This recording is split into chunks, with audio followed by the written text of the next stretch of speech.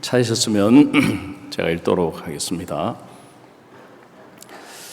사흘 되던 날에 갈릴리 가나에 혼인이 있어 예수의 어머니도 거기 계시고 예수와 그 제자들도 혼인의 칭함을 받았더니 포도주가 모자란지라 예수의 어머니가 예수에게 이르되 저희에게 포도주가 없다 하니 예수께서 가라사대 여자여 나와 무슨 상관이 있나이까 내 때가 아직 이르지 못하였나이다.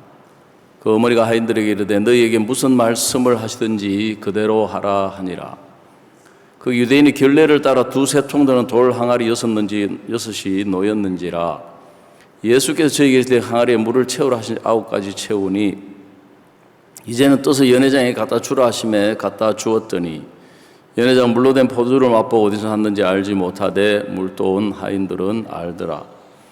연회장이 신랑을 불러 말하되 사람마다 먼저 좋은 포도주를 내고 취한 후에 낮은 것을 내거늘 그대는 지금까지 좋은 포도주를 두었도다 하니라. 예수께서 이 처음 표적을 갈릴리 가나에서 행하여 그 영광을 나타내심에 제자들이 그를 믿으니라. 11절 말씀까지 읽어드렸습니다. 어제 하루는 정말 너무 참 놀라운 날이었습니다. 꼭 롤러코스터를 타는 것 같은 그런 참 기분이 들 정도로 그랬는데 우리 합창단이 합창 경연에 나간다고 연습을 정말 부지런히 하는데 음악을 모르는 제가 봐도 곡이 너무 어려워가지고 이게 소화가 안 되는 것 같더라고요. 그래 이제 제가 오전에 우리 극기대회 행사를 마치고 부랴부랴 이제 그 충남 도청에 있는 문화예술회관을 찾아갔는데 그때가 이제 4개 팀이 이미 노래를 불렀고 13개 중에서 이제 9개 팀이 남았는데 이제 목사님이 오셨어요. 같이 앉아가지고 이제 심사위원석 한 2줄 뒤에 이제 앉아가지고 노래를 듣는데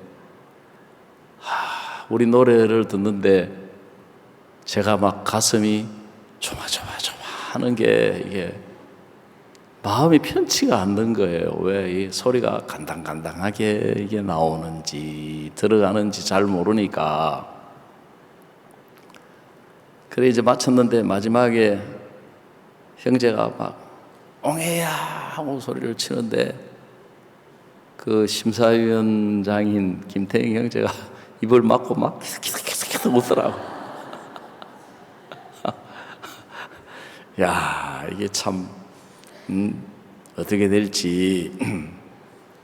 그 전반적으로 보니까 실력들이 상당히 그 향상이 되고 잘 부르고 연습도 많이 하고 또 참신한 그 아이디어도 이렇게 많이 그 나오더라고요 보니까. 마치고 이제 목사님 메시지 후에 발표를 하는데 우리 이름이 안 나오는 거예요.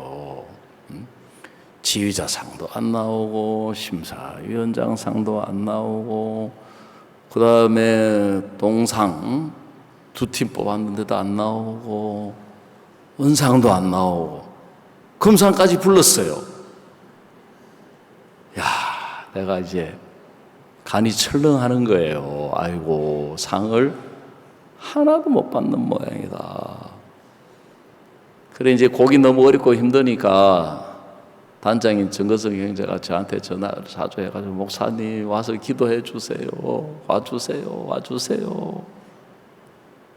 그래가지고 이제 그 전날 금요일 날 개업 예배를 갔는데 이제 마지막에 꼭 와달라는 거예요. 개업 예배 마치자마자 막 말씀도 좀 빨리 땡겨 전하고 부랴부랴 와가지고 제가 골로새서 3장 17절 이야기하면서 큰 소리 치거든요. 노래는 예수님의 이름으로 부르는 거다. 예수님의 이름으로 노래를 부르면 그거는 예수님이 노래 부르는 것하고 똑같다. 예수님의 이름으로 노래 부르면 아무 문제 안 된다. 사실 내가 그때 좀 더 큰 소리 쳤어야 되는데 왜 대상 받는다 하고 큰 소리 쳤는데 내 마음에서도 합창단 마음처럼 대상까지는 바라보기 어렵고 그래도 입상은 안 하겠나 이제 그런 마음이 있었는데 이 6개 팀을 발표했는데 우리 이름이 안 나오는 거예요. 내가 간이 철렁해가지고 야, 이거 우리 합창단 이거 시험 드는 거 아니야? 이거 실망한 얼굴을 만날 걸 생각하니까 어떡하지? 근데 막 대상 우리 라운트리 합창단 이름을 부르니까 막 내가 막 얼마나 막 기쁘고 감사하고 막 감동이 되는지 뛰쳐나가가지고 춤 한번 출 뻔했어요 제가. 아주.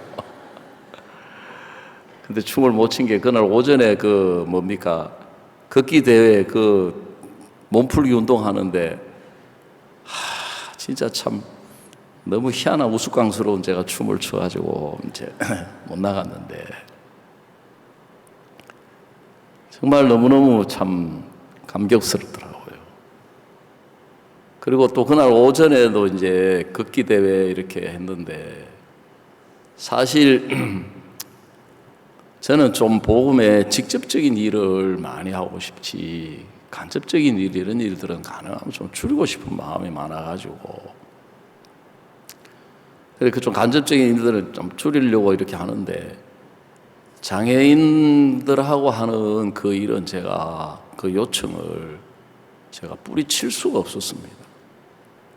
제가 2년 전에 이제 그 예술의 전당에서 우리 칸타타 할 때도 제가 알기로 그때 장애인들이 그 협회하고 연관돼 가지고 거기서 마음을 많이 써주고 또 이제 오랜 동안 이제 그 월드 브릿지하고 이렇게 교류를 해오고 행사를 해오고 그래서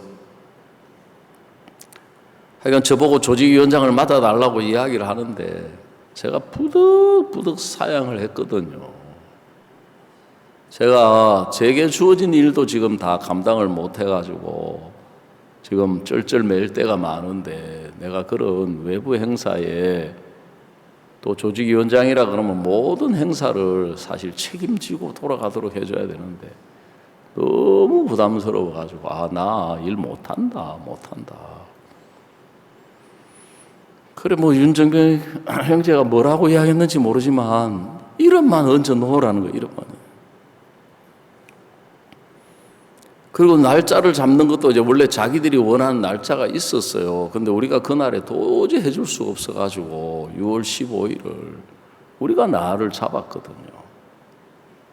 그 날을 이제 잡아놨는데 막 그 지금 합창 경연대회도 그 뒤에 또 생기고 우리 또 전성진 형제하고 그 인천 배지수 자매 결혼도 그 뒤에 결정이 되고 막 하루에 막 이게 일이 막 너무 막 겹쳐 있는 거예요.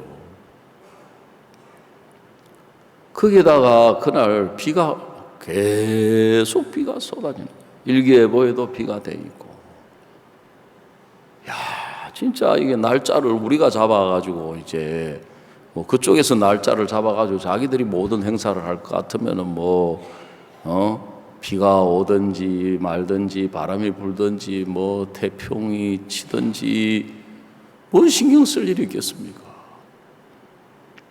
근데 그게 이제 중요한 파트는 우리가 공연부터 시작해가지고 방송, 영상 이제 우리가 지원해주고 또 이제 조직위원장이라고 해가지고 또 계획 선언을 저보고 하라 그러더라고요. 거기에 교육감님도 오시고 뭐 구청장 또 시의 그 정무수석 그다음에 뭐 대회장 뭐 다들 근데 제가 그 계획서는 그걸 못 외워가지고 그걸 써가지고 그 글을 읽었는데 정말 진짜 이 정치인들은 위치만 높은 게 아니고 말을 막 얼마나 잘하는지 그것도 재미있게 막 하는데 보니까 내가 제일 모자라더라고요 보니까.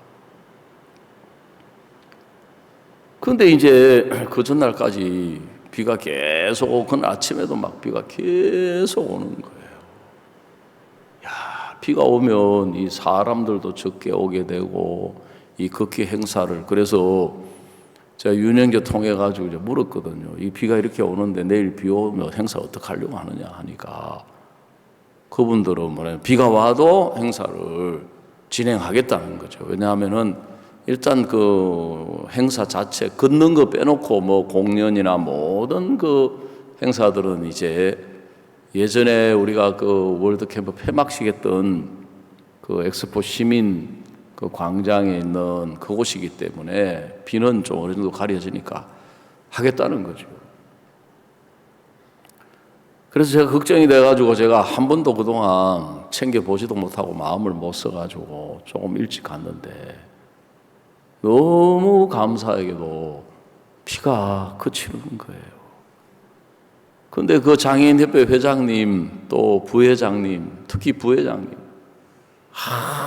목사님의 기도를 들어주셔가지고 하나님이 비를 그치게 해주셨다 하면서 그분들이 어떤 때는 더 믿음이 좋은 것 같아요 보니까. 예? 우리보다도 더 믿음이 좋은 것 같아요. 우리가 일을 이렇게 해보니까 오늘 여기도 보면은 혼인잔치인데 포도주가 모자란지라. 또 제가 지난 수요일 날도 말씀을 드렸지만 우리가 바자회도 하려고 해보니까 너무 부족한 게 많은 거예요. 그리고 이제 그런 부족한 속에서 생각을 해보고 우리 조건, 우리 형편, 우리 계산 속에서 생각을 하면 빌립의 말이 맞는 거예요.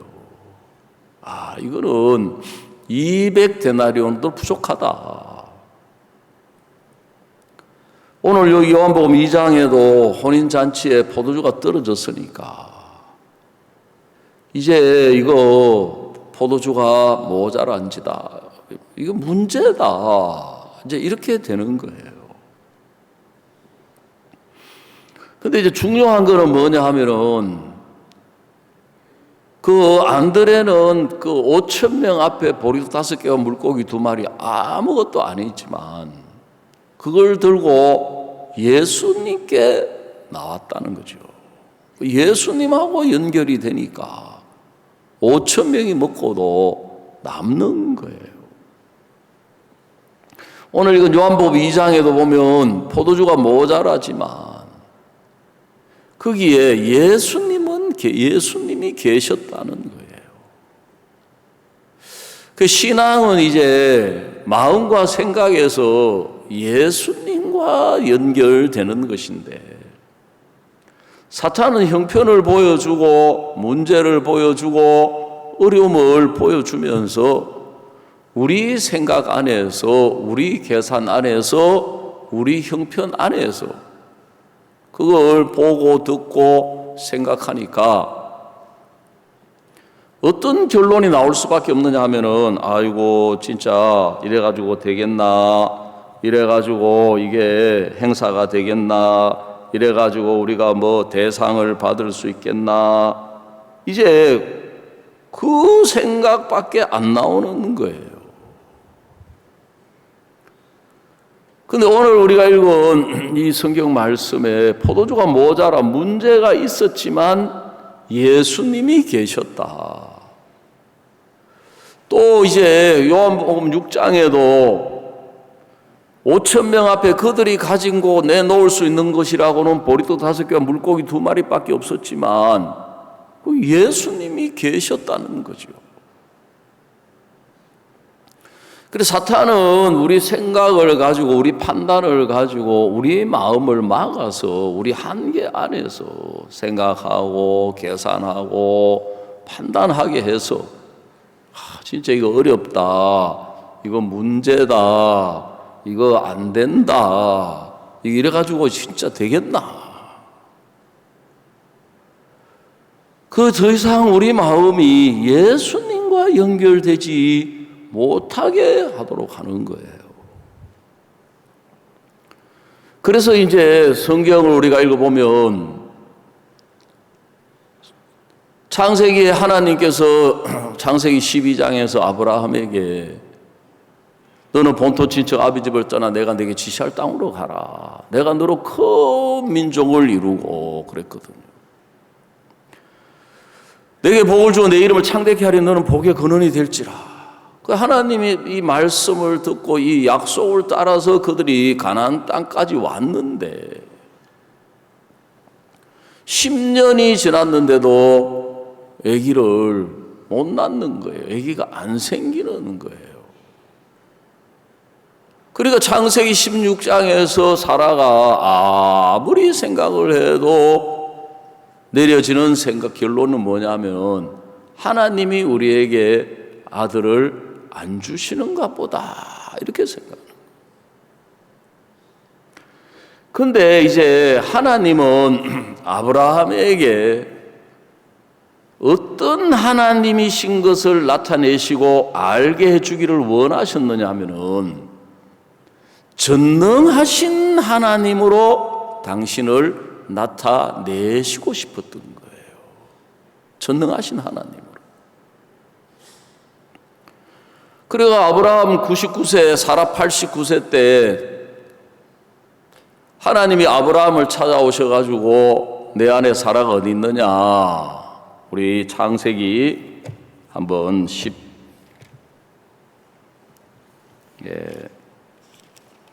18장 한번 찾아봅시다. 창세기 18장을 보시면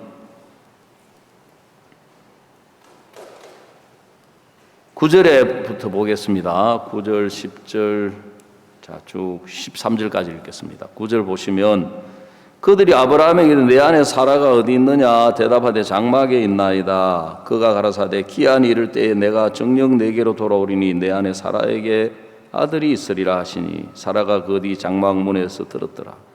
아브라함과 사라가 나이 많아 늙었고 사라의 경수는 끊어졌느니라. 사라가 속으로 웃고 이르되 내가 노쇠하였고 내 주인이 늙었으니 내게 어찌 낙이 있으리요.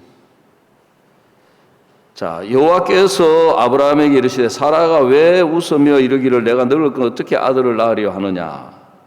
14절을 우리 한번 다 같이 한번 읽어보도록 하십시다. 큰 소리로 시작. 여호와께 능치 못한 일이 있겠느냐. 기한이 이를 때에 내가 내게로 돌아오리니 사라에게 아들이 있으리라 그랬습니다. 여호와께 능치 못한 일이 있겠느냐. 그래서 하나님은 아브라함에게 어떤 하나님으로 나타내시기를 원하셨느냐 하면은 전능하신 하나님이시다. 그렇기 때문에 우리 인간의 능력으로는 불가능하지만 인간으로는 할 수 없는 일을 하실 수 있는 하나님을 아브라함 마음에 사라의 마음에 나타내시고 싶었던 거예요. 그래서 늙은 아브라함, 인간의 기대와 소망이 끊어져서 더 이상 아들을 낳을 수 없는 아브라함, 그 다음에 늙은 사라, 여기도 보면은 그 아브라함과 사라가 나이 많아 늙었고 그랬거든요. 늙은 사라, 인간의 기대와 소망이 끊어져서 아들을 낳을 수 없는 사라를 통해서 아들을 낳게 하시려고 하나님은 인간의 기대와 소망이 끊어지기를 기다리셨는데 사라의 마음 속에는 내가 이 나이 되도록 아들을 못 낳고 10년을 기다려도 아들을 못 낳고 이제 경수가 끊어졌으니까 아들을 낳는 것이 불가능하다. 그러니까 그 사라가 생각하는 결론이 창세기 16장에서 여호와께서 나의 생산을 허락지 아니하셨으니 그랬었고, 오늘 이 18절에서도 사라에게 아들이 있으리라 하니까 18장 12절에 사라가 속으로 웃고 이르되 내가 노쇠하였고 내 주인도 늙었으니 내게 어찌 낙이 있으리요 그랬어요. 그래서 저도 신앙생활을 하면서 야, 정말 이걸 감당할 수 있겠나? 지금 바자회도 벌려놨지요. 뭐 또 합창 경연 있지요. 결혼식 있지요. 그 다음에 또 실버숲 체험 간다 그러고 또 다문화 뭐 또 거기도 뭐 숲 체험 간다 그러고. 야, 이거 진짜 우리가 한 가지 일에 마음 모아도 이거 지금 우리가 할 수 있을까 하는 일인데, 앞에서 말씀드린 것처럼 정말 이거 전혀 생각지 못했던 일들이 이제 한꺼번에 닥쳐오니까, 어제 막 거기에다 또 어제 저녁에 CLF 그 목사님 그 한 분이 세상을 떠나셔가지고 장례 예배를 드려달라는 거예요. 얼마나 막 마음이 바쁘고 쫓기는지. 그래서 그 조직위원장이 또 자리를 비울 수가 없잖아요. 그 손님들이 다 가셔도 이제 그 또 이제 부회장이 저한테 특별히 부탁을 하시는 거예요. 목사님, 경품 추첨 좀 해주고 가십시오. 나는 지금 인사말만 하고 얼른 가려고 그랬는데 도저히 제가 못 가겠는 거예요. 근데 이제 박 목사님은 오신다 그러지요. 합창 경연은 시작이 됐지요. 뭐 제가 없어도 뭐 합창이 안 되는 건 아니지만 마음이 이제 막 바쁜 거예요. 근데 너무너무 하나님 앞에 감사한 것은 항상 내 눈에는 빌립처럼 200데나리온으로도 부족하리이다. 내 눈에는 야, 이거 문제다. 그게 잘 보이는 거예요. 근데 성경을 읽어보면 또 목사님이 우리에게 가르쳐 주시는 신앙은 그런 게 중요한 게 아니고 예수님이 계시느냐 아니 계시느냐. 예수님이 계신다면 문제가 문제될 게 없고, 예수님이 계신다면 어려움이 어려울 게 없고, 예수님이 계신다면 200데나리온이 부족해도 아무 문제가 될 게 없다. 아멘. 그 예수님이 계시느냐. 그래서 사탄은 우리가 예수님이 눈에 보이시지 않는 분이시다 보니까 예수님에게까지 우리 마음과 생각을 연결을 못 시키는 거예요. 제가 중앙아시아에 가가지고도 이제 말씀을 마치고 나니까 개인적으로 이제 상담하고 싶은 분들이 계속 오는 거예요. 그 카자흐스탄에 갔는데 그 자매님 두 분이 이제 나와서 여러 명을 이제 교제했는데, 그래 이제 이분 두 분하고 이제 교제를 쭉 해보니까 병원에서 이제 병을 하는데 병이 낫지를 않는 거예요. 그리고 병원에서 치료가 안 된다고 이제 판정이 나온 거예요. 그래 그날 이제 저 상담하기 전에 이제 말씀을 어떻게 들으셨느냐 하고 물어보니까 정말 이분들이 말씀을 너무 간곡하게 잘 들으셨더라고요. 근데 제가 이분들의 마음에 하나님이 역사하시면 틀림없이 하나님은 이 병을 고치실 수 있는데, 그러려면 이분들의 마음에 믿음이 일어나야 되는데, 제가 중앙아시아 가기 전에 말씀을 전할 때 그때 하나님이 제 마음속에 데살로니가 교회에 대한 말씀을 생각나게 해주시면서 또 내가 지난 날들에 대한 그 신앙을 쭉 돌아보니까 내가 나가서 너희에게 하나님의 말씀을 전할 때 사람의 말로 받지 아니하고 하나님의 말씀으로 받음이니 진실로 그러하다. 그 말씀이 또한 너희 믿는 자 속에서 역사하느니라 그러셨거든요. 그래서 제가 그 자매님 두 분에게 물었습니다. 자매님들, 만약에 예수님께서 지금 우리 눈으로 벌써 좀 가정해가지고 저처럼 이렇게 사람의 모습으로 두 분을 만나면 뭐라고 말씀하시겠습니까? 자매님들을 보고 아이고 네가 병자구나, 참 안 됐다, 어쩌냐 그러실 것 같아요. 내가 너를 건강하게 했다, 내가 네 병을 고쳤다, 내가 너를 온전하게 했다, 그렇게 말씀하실 것 같아요 하고 물었거든요. 통역을 통해 가지고. 이분들은 구원받고 교회 안에 있는 세월이 좀 되신 분들이다 보니까 성경은 잘 알지요. 아니 그야 예수님이 만약에 진짜 목사님처럼 이렇게 사람의 모양으로 찾아와서 우리에게 이야기하신다면 일어나 자리 들고 걸어가라, 병을 다 고쳤다, 온전케 했다 그러시지요. 그렇겠지요. 아, 그렇지요. 예수님 틀림없이 그렇게 말씀하시겠지요. 예, 그렇게 말씀하시죠.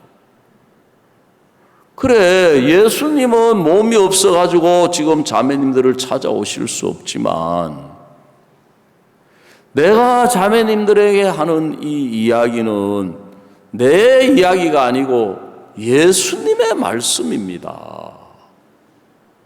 예수님의 말씀을 나는 입만 빌려가지고 내가 예수님의 말씀을 대신 증거해 주는 것인데 이게 내 이야기가 아니고 예수님의 말씀입니다.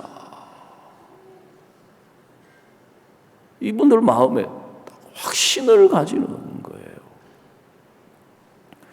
그래서 사탄은 우리 한계 안에서, 우리 생각 안에서, 우리 자신 안에서 자꾸 생각을 하도록 끌어가는 거예요. 문제를 보여주면서, 형편을 보여주면서. 그러니까 막 토요일 날 제가 막 며칠 전부터 생각이 복잡해지는 거예요. 왜냐하면 정승진 형제 그 결혼식도 그동안 제가 막 마음도 많이 못 써주고 또 그러는데 또 박영준 목사님이 이제 그 홍성에 합창 경연에 온다는 거죠. 박 목사님을 모시고. 그러면 내가 또 인천을 가야 되는데 이게 또 막 겹쳐 있잖아요. 지금 극기 대회도 겹쳐 있고 뭐도 겹쳐 있고 뭐도 겹쳐 있고. 그런데 진짜 어제 하루는 정말 놀라운 하루였는 거예요. 하나님이 비를 다 그쳐주시는 거예요. 그래, 한 번일 때는 우연일 수 있고 두 번일 때는 우연일 수 있지만 세 번일 때는 그게 우연일 수가 없는 거예요. 그러니까 그 회장님, 부회장님 입을 통해서 하나님이 영광을 받으시는 거예요.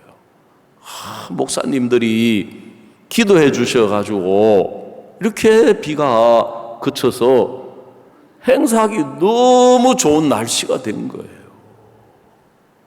왜냐하면 막 지금 햇빛이 쨍쨍 내리쬐면은 그 한 바퀴 도는데 막 덥고 무더위 속에 땀 흘리고 그럴 텐데 구름이 그 햇살을 가려줘가지고 행사가 너무 좋은 거예요.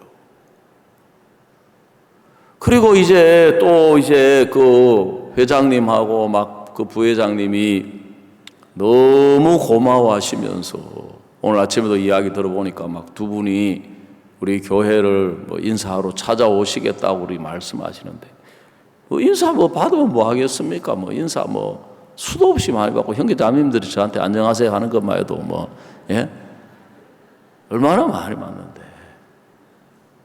그래, 이분들이 진짜 마음을 열고 우리를 신뢰하고 여러분 그분들도요 듣는 귀가 있을 거예요. 말을 안 해서 그렇지 우리에 대해서 비방하고 뭐 이단이라 그러고 막 그런 이야기 얼마나 듣겠습니까? 근데 하나님이 이제 그런 관계를 넘어서 정말 우리하고 같이 마음으로 함께 할 수 있도록 이끌어 가지고 여기까지 인도해 오셨구나. 지금 우리 음성에 계시는 정용만 목사님이 서울 강북교회에 계실 때 강북교회를 건축을 했습니다. 건축을 하시면서 이제 땅을 사는 것도 막 진짜 특히 수도권 땅값이 얼마나 비쌉니까?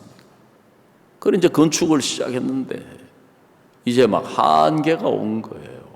형제 자매님들이 막 마음을 모으고 해서 하지만 이제 딱 한계에 부딪혀가지고 더 이상 공사할 수 없는 입장이 됐는데 박 목사님을 찾아갔어요. 목사님 너무 어렵습니다. 너무 힘듭니다.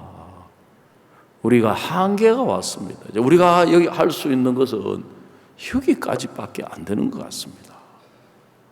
그러니까 목사님이 이제 A4 용지 한 장을 딱 꺼내더만 동그라미를 크게 그려놓고 예수 하고 딱 쓰고 그 밑에 나 하고 딱 쓰더니만은 뭐라고 하냐면은 예수님은 계시는가 하고 묻더니 예수님은 계시는가? 아 예수님이야 계시지요. 예수님이야. 그래? 그러면 자네만 빠지면 돼. 교재 끝. A4 용지 한 장. 예? 그래 우리가 신앙생활 하면서 정말 우리 마음에 그걸 따져봐야 돼요. 예수님이 계시는가, 예수님이 계신다는 것을 관념적으로 우리가 알고는 있지만 어떤 문제에 부딪혔을 때 진짜 내 마음 안에 예수님이 살아 계시느냐, 정말 내 마음 속에 예수님이 함께하고 계시느냐, 그게 분명하지 않기 때문에 우리가 걱정하고 염려하고 두려워하고 근심하고 또 때로는 고통하는 이유가 거기에 있다는 거예요. 아무리 큰 문제가 있어도 예수님이 확실히 계신다. 우리 마음에 아무리 큰 어려움이 있어도 예수님이 확실히 계신다. 아무리 내가 큰 질병이 있어도 예수님이 계시는 게 분명하다면 우리 마음과 생각 안에서 그 형편이, 그 어려움이, 그 문제가 예수님과 연결되는 거예요. 그 사탄은 이제 그걸 불분명하게 해가지고 관념적으로 예수님이 계시지, 그래 뭐 계시지만 이렇게 어렵잖아, 계시지만 뭐 되는 게 없잖아, 뭐 예수님 계시는 거 누가 몰라, 그래도 뭐 형편이 그럼 되시는데 왜 이런데.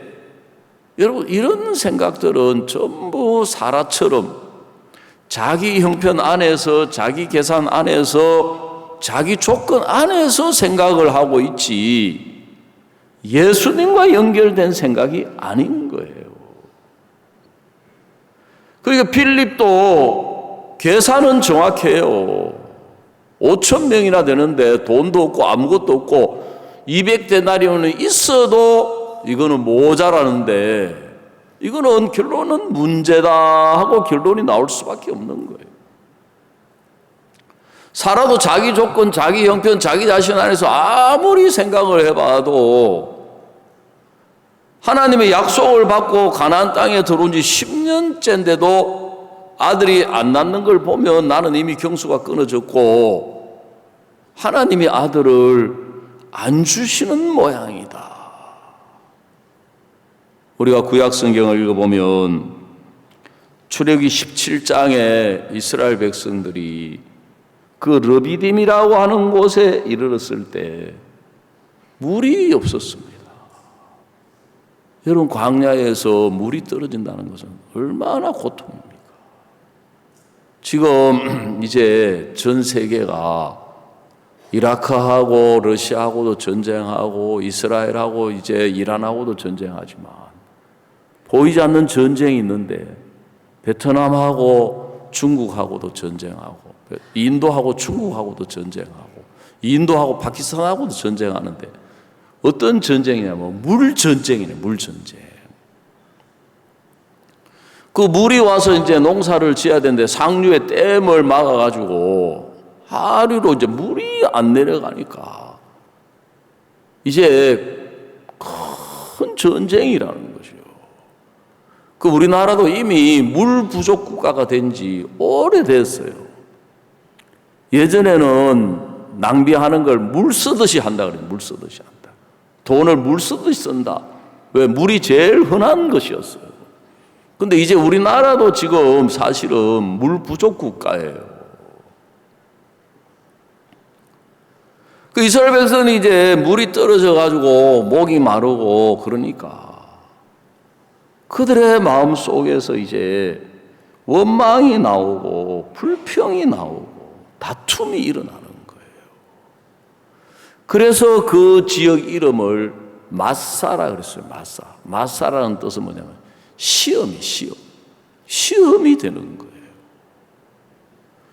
그 다음에 이제 머리바라고 하는 뜻은 뭐냐 하면은 다툼이에요. 다툼, 분쟁, 다툼이 일어나는 거예요. 왜? 물이 없으니까. 제가 어릴 때 농촌에 살면서요, 모내기철에 가뭄이 와가지고 비가 안 오면 이제 이 저수지에 이제 물을 이렇게 담아놨다가 그걸 이제 흘러보내는데 정말 막 피 터지게 싸움이 일어나는 거예요. 왜? 위에서 물 고랑을 막아가지고 밑에 논에 물이 내려가지 못하면은 이제 모내기를 못하면은 이제 1년 농사를 망치게 되고 그러면 이제 굶어 죽게 생겼기 때문에 농부들이 막 거기 밤새워서 물꼬를 지켰거든요. 서로 다툼이 일어나고 막 심하면은 진짜 막 큰 싸움이 일어나가지고 막 서로 죽일 듯이 싸우는 거예요. 이 사람들은 지금 이제 물이 없어서 문제가 됐는데 이 성경은 뭐라고 이야기하느냐면 우리 출애굽기 17장 한번 찾아보겠습니다.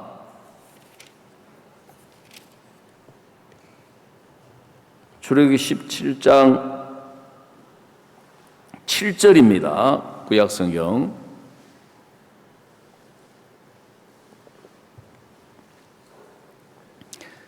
그가 그곳 이름을 마사 또는 머리바라 불렀으니 이는 이스라엘 자손이 다투었으며 또는 그들이 여호와를 시험하여 여기를 여호와께서 우리 중에 계신가 아닌가 하였음이더라 그랬어요.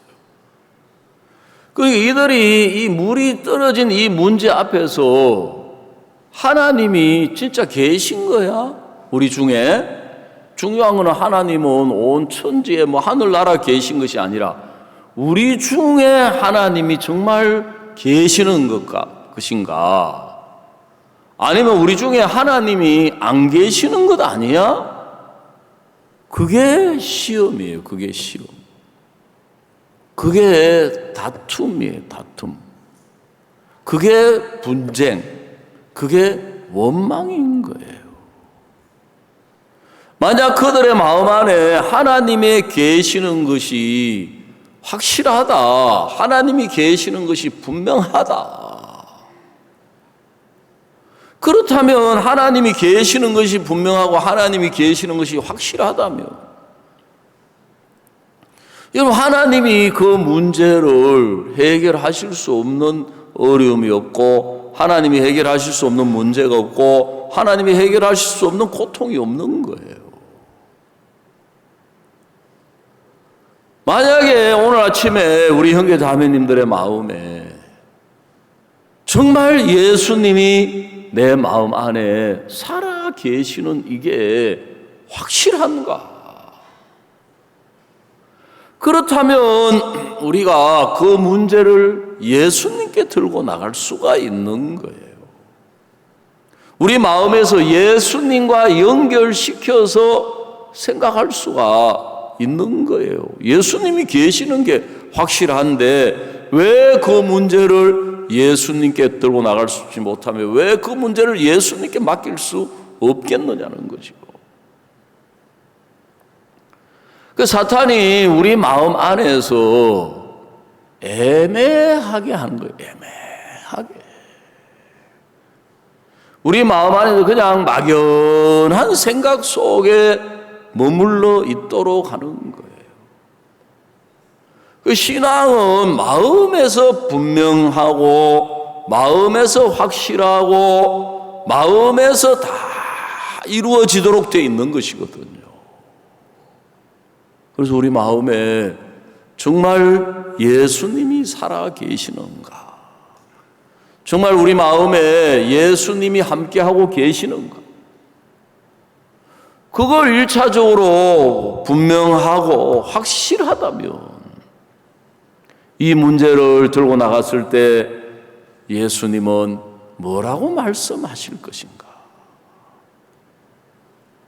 그래, 예수님은 정말 일하시기를 원하시는가? 오늘 우리가 읽은 이 요한복음 2장에 보니까 사흘 되는 날에 갈릴리 강에 혼인이 있어 예수의 어머니도 거기 계시고 예수와 그 제자들도 혼인의 청함을 받았더라 그랬습니다. 청함을 받았더라. 그 예수님과 그 제자들도 이제 혼인의 청함을 받았는데 말하자면 손님으로 지금 거기에 참석해 계시는데 마리아가 포도주가 모자란지라 포도주가 떨어진 걸 알았습니다. 누가 이야기해 줬는지 뭔지는 모르겠지만 그래서 예수께 마리아가 이야기하기를 저희에게 포도주가 없다 하니까 예수께서 가라사대 여자여 나와 무슨 상관이 있나이까 내 때가 아직 이르지 못하였나이다 그러시는 거예요.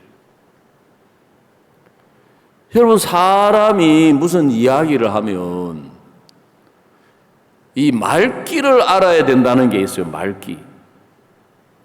그 말을 하는 그 사람의 마음을 알고 그 의도를 알고 그 뜻을 파악했을 때 말귀를 알아듣는다. 근데 말을 듣기는 들었지만 그 말 속에 있는 그 사람의 마음이나 그 뜻이나 그 의도를 알지 못한 채 그냥 그 말만 표면적으로 듣는 걸 보고 말귀를 알아듣지를 못한다고 하는 거예요. 그리고 대표적으로 성경에 말귀를 알아듣는 사람 바로왕. 바로왕은 딱 말귀를 알아듣더라고요.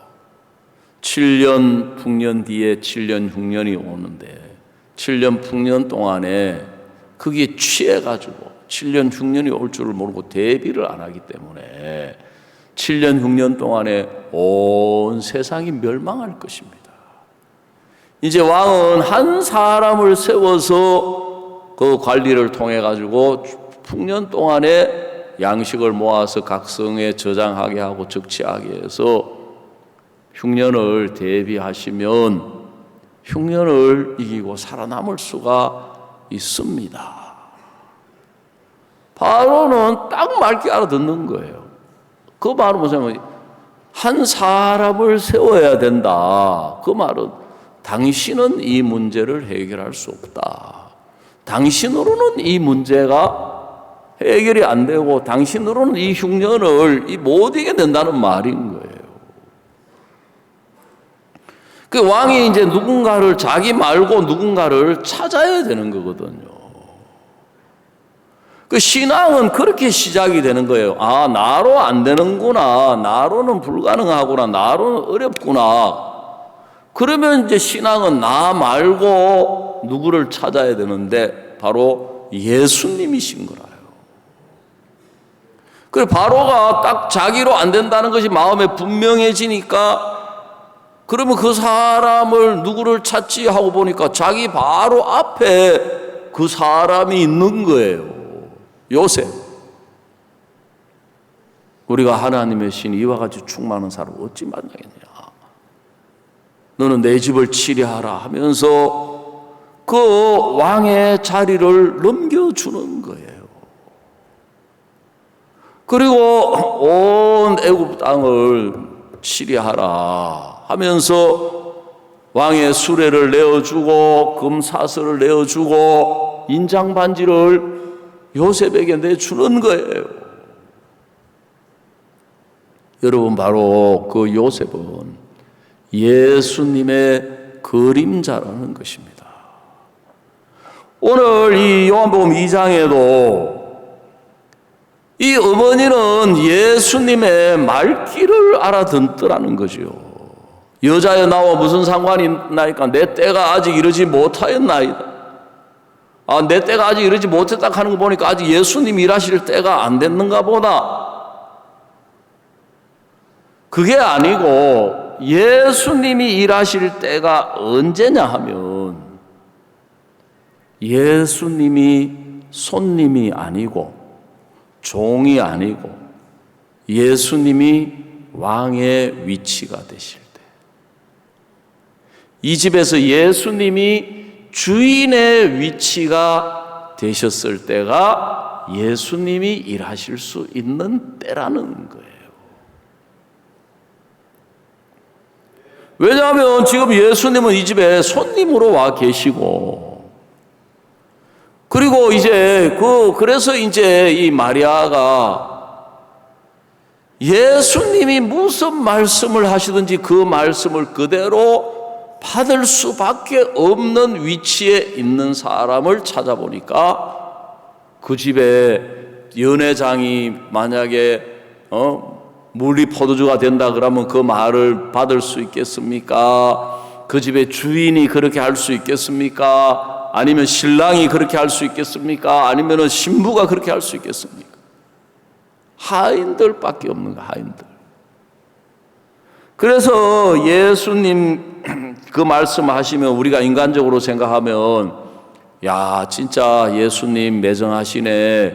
예수님이 일하시고 싶은 마음이 1도 없는가 보다. 예수님 일하시고 싶은 마음이 눈꼽만큼도 없으시구나.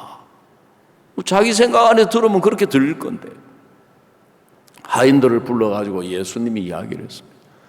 너희에게 무슨 말씀을 하시든지 그대로 하라. 너희에게 무슨 말씀을 하시든지 그대로 하라. 그때가 예수님이 일하실 수 있는 때라는 거예요. 아멘. 예수님이 주인이 되고 우리가 하인의 위치에 있을 때, 그래 사탄은 우리 마음을 속여서 자꾸 우리가 주인된 위치에 우리의 마음을 세워서, 우리가 주인의 위치에 있으면서 왜 예수님이 일을 안 하시고, 왜 예수님이 역사를 안 하시고, 왜 예수님이 안 도우시는지 모르겠다. 그러면 예수님은 뭐라고 말씀하시냐면은, 나와 무슨 상관이 있나이까? 내 때가 아직 이르지 못하였나이다. 그랬어요. 그래, 우리가 조금만 생각을 해보면 많은 사람들이 마음에 예수님을 모시고 구원을 받았다고 하면서도 자기가 마음이 주인의 위치에 있는 사람들이 많은 거예요. 근데 하나님 편에서 우리를 보면 우리는 절대로 주인의 위치에 설 수 없는 사람들이에요. 내가 죄의 종으로 죄에게 이끌려서 죄의 종로로 가든지, 의의 종으로 예수님에게 이끌려서 의의 종로로 가든지 둘 중에 하나라는 거예요. 그 사탄이 이제 사람들을 속이는 게 뭐냐 하면은, 사람들을 죄의 종으로 끌어가고 있고 그 사람들이 지금 사탄에게 쏘가서 마귀에게 종노릇하고 있으면서 마음 안에는 나는 내 밥 먹고 내 뜻대로 살아. 내 인생 내가 사는 거지. 내가 원하는 대로 사는 거지. 내 뜻대로 사는 거지. 그래서 사탄이 우리 마음 속에 내가 보는 걸 크게 여기고 내가 듣는 걸 크게 여기고 내가 느끼는 걸 크게 여기도록 우리 마음을 속이는 거예요. 그 신앙은 내가 종의 위치가 되고 내가 진짜 아무것도 아닌 인간이 되면 신앙생활하기가 너무 편하고 은혜로운 거예요. 왜? 내가 아무것도 아닌 인간이 되면 내 생각도 아무것도 아니고 내 판단도 아무것도 아니고 내가 보는 것도 아무것도 아닌 거예요. 그러면 하나님이 뭐라고 말씀하시든지 간에 우리가 그대로 받을 수가 있는 거예요. 그대로 믿을 수가 있는 거예요. 그런데 사탄이 우리 마음을 높여가지고 내가 딱 주인의 위치에 서서 내가 주인이니까 내가 보는 형편이 중요하고 내 일이 크고 내 마음이 크고 내 마음이 중요한데 내 마음, 내 생각, 내 판단, 내 뜻하고 전혀 다른 지금 연회장이 포도주를 찾는데 물을 갖다 줘라. 여러분 성경에 그렇게 되어 있지만 우리가 삶 속에서 물을 갖다 줘라 했을 때 정말 물을 떠다 줄 수 있는 사람이 우리 중에 몇 명이나 되겠느냐는 거죠. 우리 중에 몇 사람이나 되겠느냐는 거죠. 그 앞에도 이야기를 들었지만 하나님은 이 일을 안 하고 싶으신 게 아니고 역사를 안 하시고 싶은 게 아니고 하나님은 아브라함에게 사라에게 당신이 전능한 하나님이라는 걸 나타내시고 싶었던 거예요. 그래서 경수가 끊어져도 아브라함이 늙어서 자식 낳는 게 불가능해도 하나님이 아들을 낳는다면 아들을 낳는 거다. 아멘. 그걸 하나님은 아브라함에게 그 믿음의 세계로 그 마음을 이끌어 주시고 싶었던 거예요. 그런 것처럼 아브라함만 그런 게 아니라 하나님은 구원받은 우리를 그 믿음의 세계로 우리를 이끌어 주시고 싶은 거예요. 그래서 내가 아무리 몸이 아파도 하나님이 건강한 사람이야 하고 말씀하시면 하나님이 건강한 사람이라고 하시니까 내가 건강한 사람이 맞다. 그런데 이제 신앙이 안 되는 사람은 이렇게 몸이 아파서 내가 죽어가는데 무슨 건강한 사람이야. 마음 안에서 내가 주인의 위치에 있기 때문에 내 생각이 큰 거예요. 내가 느끼는 게 크고 내가 보는 게 크고 내가 겪는 게 큰 거예요. 그러니까 말이 안 돼. 어떻게 내가 지금 병원에 가도 안 되는데 무슨 건강한 사람이야. 오늘날 이 기독교의 문제가 딴 데 있는 게 아니고 제가 키르기스탄에 갔을 때 제가 목사님을 3명을 만났습니다. 3분을 만났습니다. 한 사람은 신학대학교 총장님이시고 이제 그분도 이제 이번에 한국을 오시려고 하고 또 한 분은 그 침례교회 목사님이셨습니다.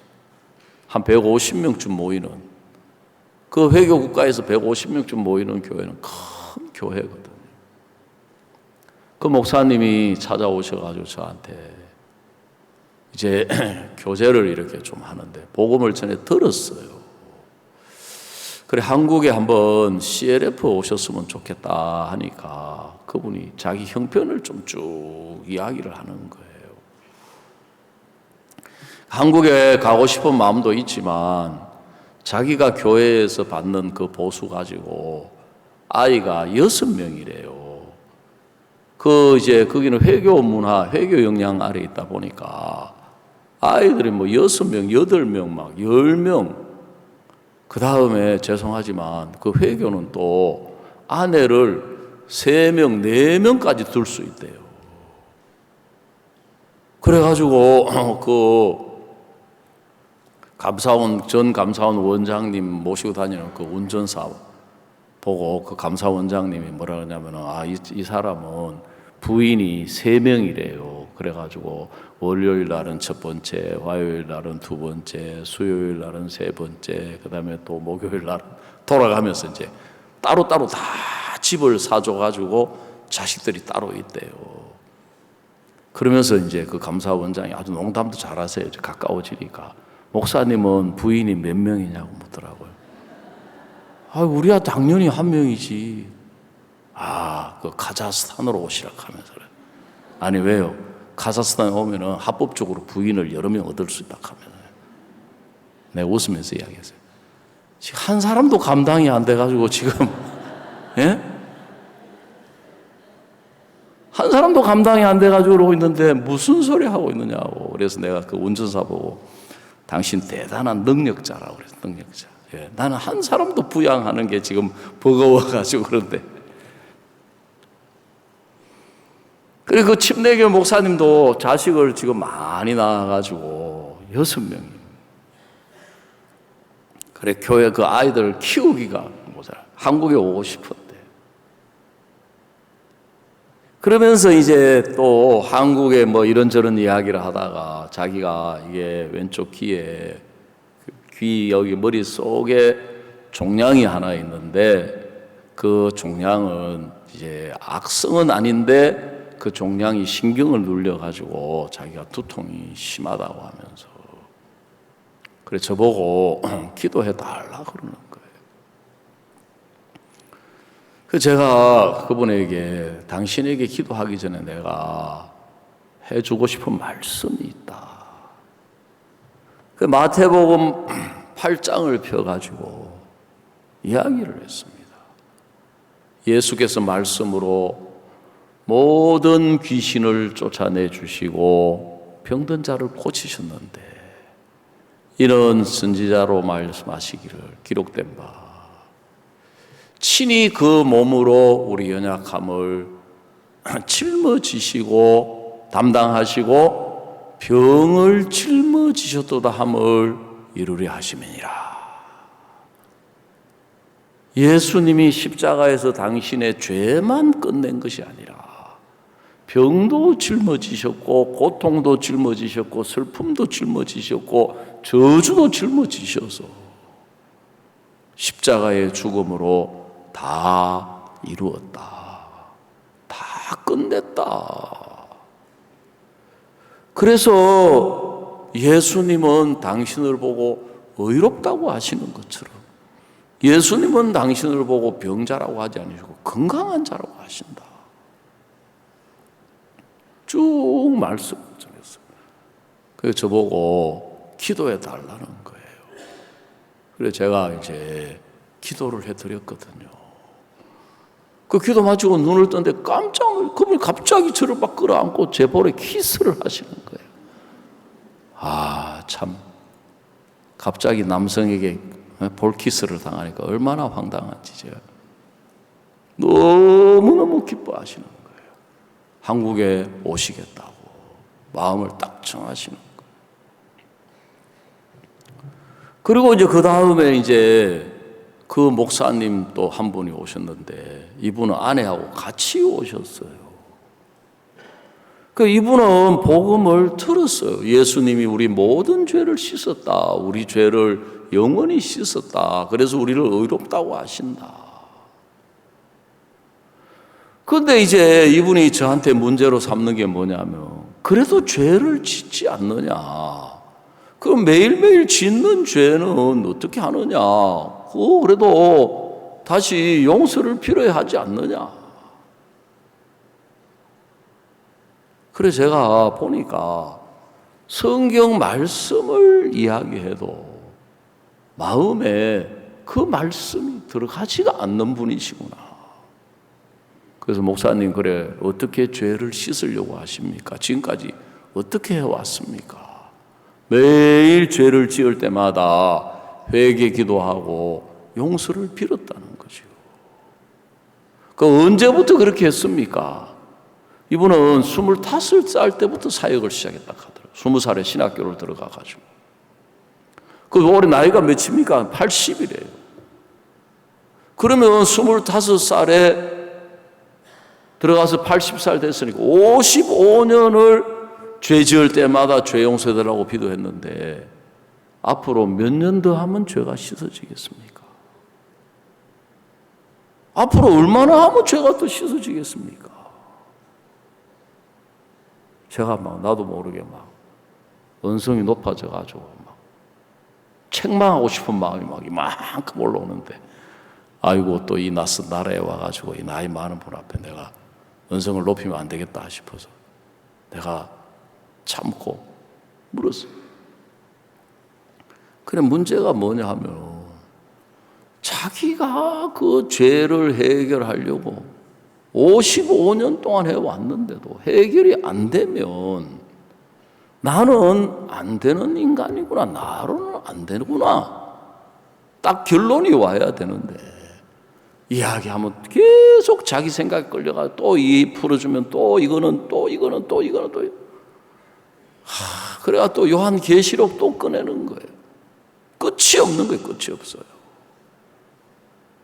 그래서 제가 좀 정색을 하고, 목사님 언제까지 그 목사님 그 생각, 목사님이 하는 이야기는 성경적으로 하나도 근거도 없고 인간적으로 봐도 죄송하지만 아무것도 아닌데, 아무 가치도 없는 건데, 예? 언제까지 그 생각에 맞추어서 자기가 이해를 해가지고 자기가 다 이해를 해서 받아들이시려고 하냐?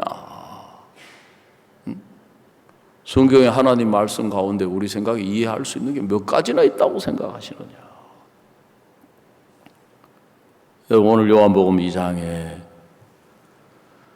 예수님이 하시는 말씀만 표면적으로 들으면 여자의 나와 무슨 상관이 있나이까, 내 때까지 이르지 못하였나이다. 아, 예수님이 이 일하고 그렇지 손님이지 아무 상관없다고 하시는구나. 아직 예수님이 일하실 때가 안 됐다고 하는구나. 근데 마리아는 그게 아니고 너희에게 무슨 말씀을 하시든지 그대로 하라. 그리고 예수님이 하시는 말씀을 우리 마음에 그대로 받을 수 있는 그때가 예수님이 일하실 때라는 거예요. 때가 따로 있는 게 아니고. 그래서 예수님도 성경에 보면은 너희 때는 항상 있느니라. 너희 때는 항상 있느니라. 그 말씀이 맞는 것 같아요. 우리 늘 때를 씻어야 되지. 항상 때가 있는 것 같아요. 물론 그 때는 아니지만 예수님의 때가 특별히 따로 있는 게 아니고, 예수님을 우리가 주인으로 인정할 때 우리 마음에서 우리가 종이 되면 우리 생각, 우리 판단, 내가 사탄이 끌어가면 나는 끌려갈 수밖에 없는 사람이고, 내가 마귀를 이길 수가 없고 마귀에게 종노릇 하는 그렇게 평생을 쏘가서 살 수밖에 없는 인간인데, 예수님이 우리를 이끌어 주시려고, 그래서 죄에서 해방을 받아 의에게 종이 되게 하셨다. 예수님이 우리의 주인이시라면, 자, 성경 한 군데만 더 찾아봅시다. 고린도전서 6장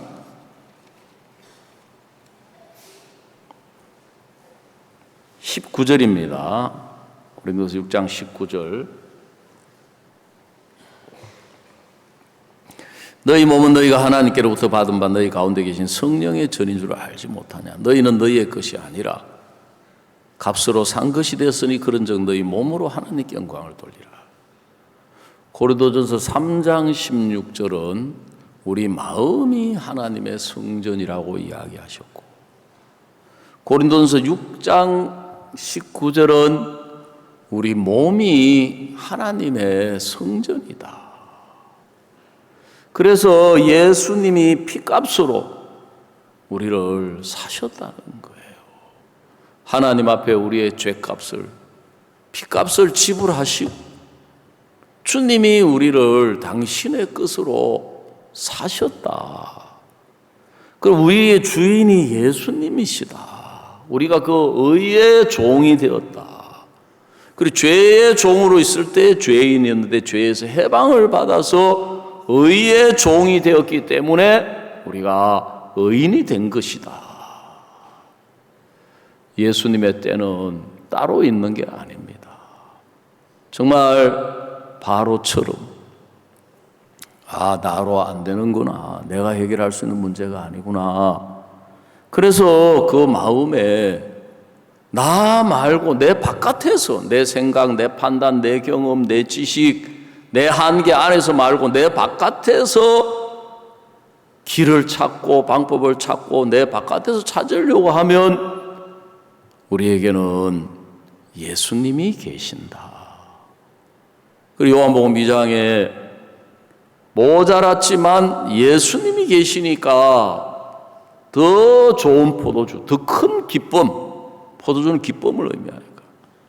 요한복음 6장에 정말 턱도 없이 모자랐지만 예수님이 계시니까 5,000명이 먹고도 남음이 있더라. 12광주리가 남더라. 그래서 우리 마음에 정말 그냥 생각 속에서 있을 것이 아니라 예수님이 계시느냐, 내 마음에 예수님이 확실히 살아 계시느냐, 그게 분명하다면 우리가 어떤 문제, 어떤 형편이든지 예수님과 연결이 되어서 예수님이 일을 하시면, 예수님이 일을 하시니까 비가 와도 문제가 안 되고, 우리 부족한 것도 문제가 안 되고, 우리 연약한 것도 문제가 안 되고, 예수님이 일을 하시니까 우리가 볼 때는 도저히 대상감은 아닌 것 같은데 하나님이 우리에게 큰 상을 주셨다. 오늘 어제 여기까지 말씀드리겠습니다. 우리 다 같이 눈을 감고 묵상하는 시간을 갖겠습니다.